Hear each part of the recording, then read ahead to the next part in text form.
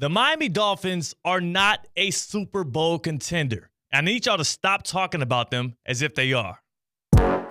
Live from the Anajar and Levine Accident Attorney Studios. The man your man could smell. Theo Dorsey is theoretically speaking. But are you a different animal and the same beast? What does that mean, Kobe Bryant? Streaming live on YouTube, here's Theo Dorsey.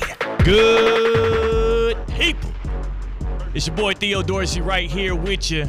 Again, we are streaming live on YouTube at Theo Speaking. Make sure you subscribe and check us out. My guy C-Cat on the other side of the glass on the ones and twos.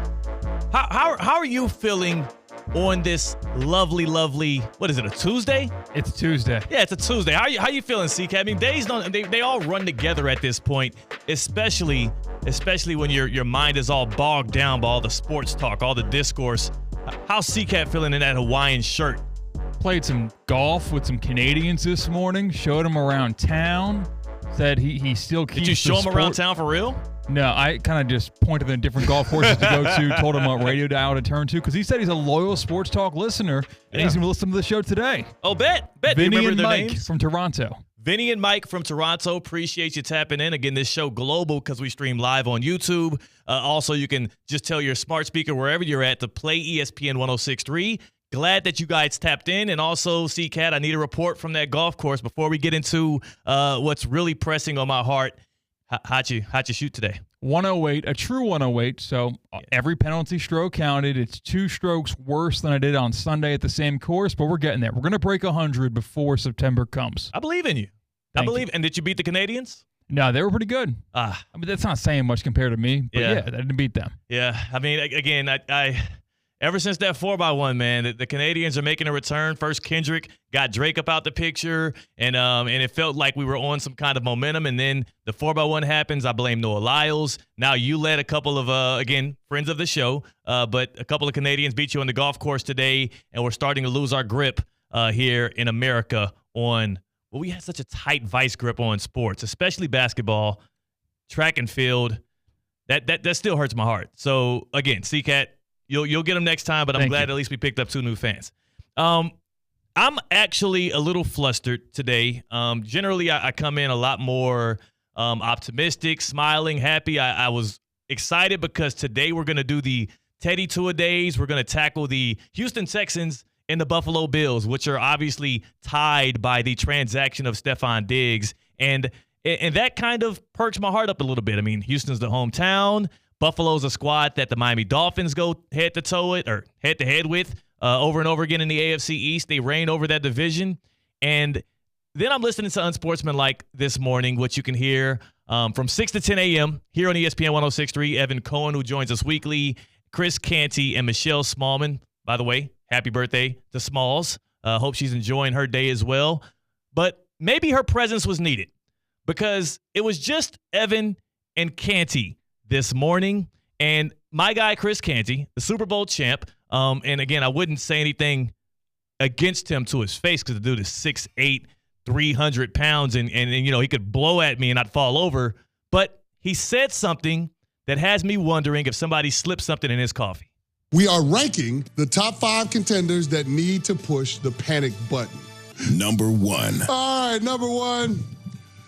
Sorry, West Palm. I got to do it. The Miami Dolphins. Anytime a team pays top of the market prices for a quarterback that's not top 5 in his conference, it's probably not going to work out for him. We've seen countless examples in recent history, from Carson Wentz to Daniel Jones to Derek Carr to Kyler Murray to Russell Wilson. It's not an indictment on the player.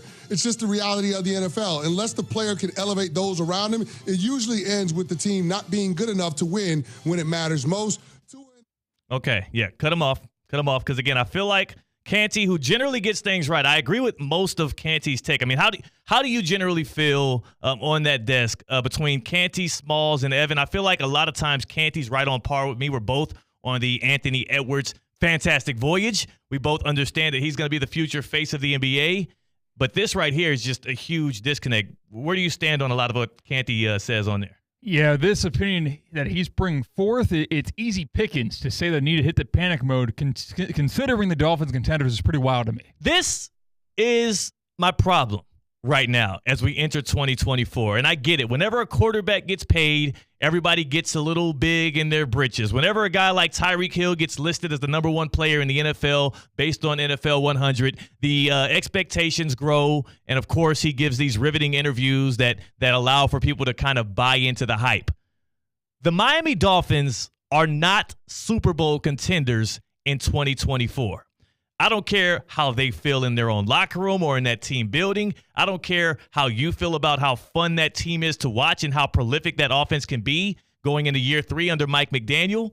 You cannot gauge the Miami Dolphins' success off of whether or not they can win the Super Bowl this year because the team is just quite honestly not built for it, not cut for it, and nor are they even close to being a team that should be considered a Super Bowl contender. So if you're Chris Canty and you're setting the stage for sports talk today, and you're telling me that the Miami Dolphins need to panic as a contender, they need to push the panic button, I would tell you to just hold your horses a bit and consider all of the facts. Let's sit back and take some perspective on this when you look at this Miami Dolphins team, which, by the way, went 1-5 against playoff teams just last year.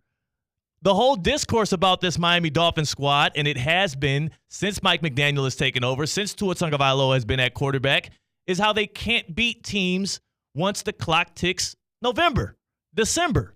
It's about how they can't win in cold weather. How can we have all of these things reign true, and then you also say they need to hit the panic button because as a Super Bowl contender, they're not ready to contend? C-Cat, what are the two most important positions on a football team? If I were to say from front office down to the long snapper, what are the two most important positions on a football team? Head coach, quarterback. Head coach, quarterback. Head coach, quarterback. They set the stage. The head coach is the CEO of the thing. He manages how things go in the locker room, dictates hopefully the coordinators, and also sets the tone for everybody. And the quarterback is the guy that has his hands on everything, the most important position in all of team sports. Last time I checked, Tua Tagovailoa has never won a playoff game. Mike McDaniel, we know as a head coach, has never won a playoff game, nor have either one of them come close. And on top of that, the Miami Dolphins, as a professional sports franchise in the NFL, but not just that, in America, have the longest active drought of a team that have not been able to get a win, to pick up a single victory in the postseason. 24 years. That's the headline coming into this season. So how in the hell can you take all of that perspective around what this Dolphins team has?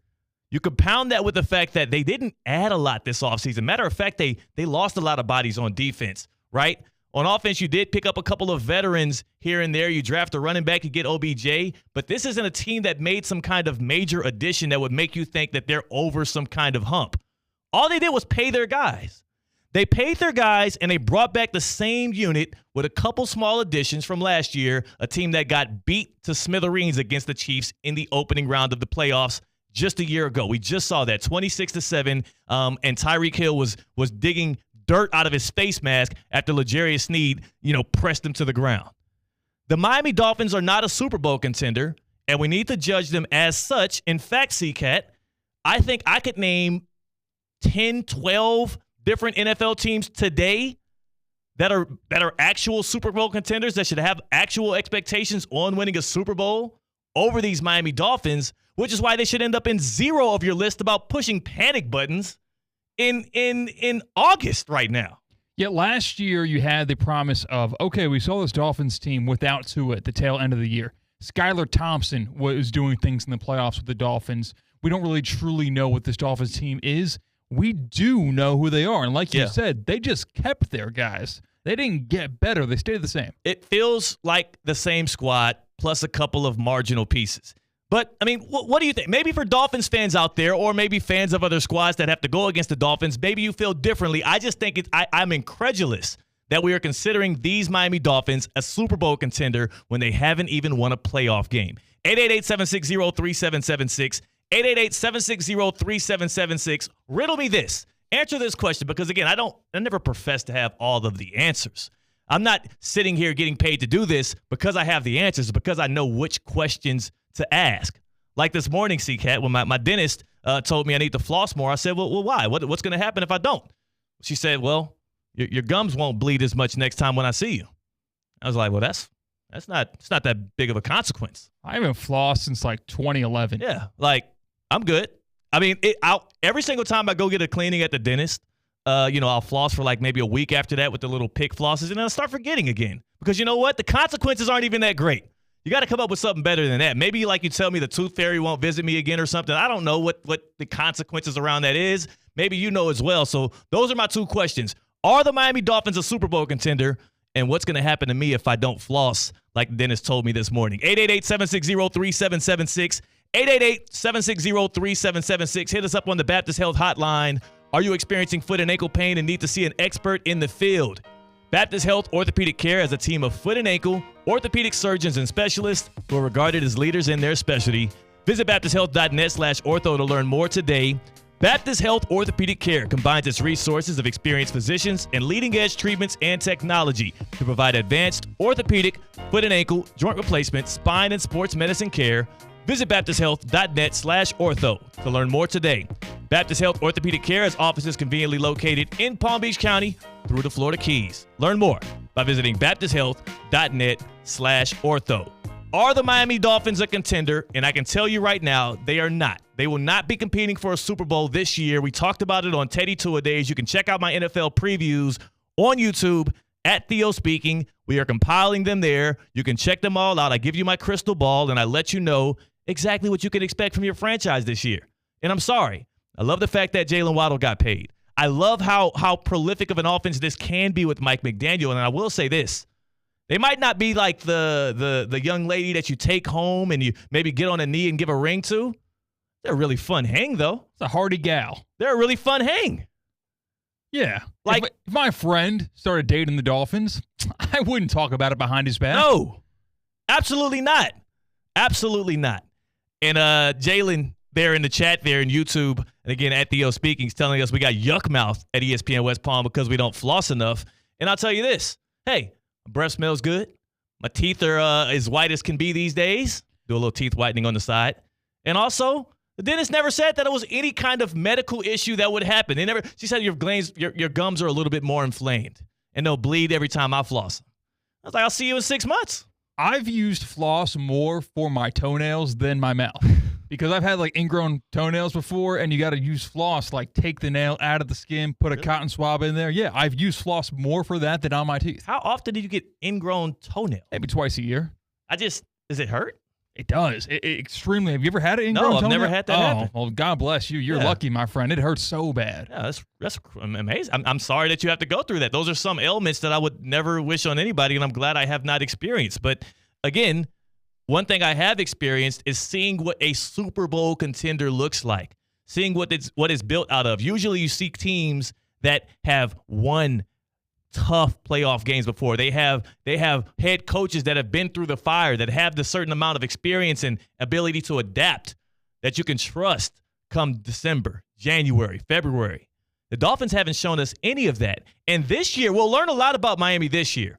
And I do think that next year the Dolphins could have a real shot at turning this thing into some kind of a program that we can say, hey, yeah, it's their time now. Maybe we see something pop out of their backfield with Devon Achane, who a lot of people are drafting kind of high in fantasy football this year. I would caution you to relax. But also, Tyreek Hill got his deal. He'll be there for the next 3 years. Tua's locked up. Like, if that core comes back and they also show us something this year, we could talk about Super Bowl contender in 2025. But as for this year, I looked on Hard Rock Bet. They have the 12th longest odds to win the Super Bowl this year. And I think even that might be too high. They're not cut like that, especially when you consider the kind of teams they have to get through in the AFC just to make it to the big game. I just don't see it. They tell us every single year that they, as you mentioned, they are not built for the cold weather months. No. It's not just the cold weather months, too, because they're also not built to beat good teams. No, they haven't shown us that. Like, show me once. Show me once. The one playoff team they beat last year was the Dallas Cowboys, and they barely got them, 22-20. And what did the Cowboys do in the playoffs this year? Zilch. Got they ass whooped by a first-time quarterback in the playoffs in Jordan Love.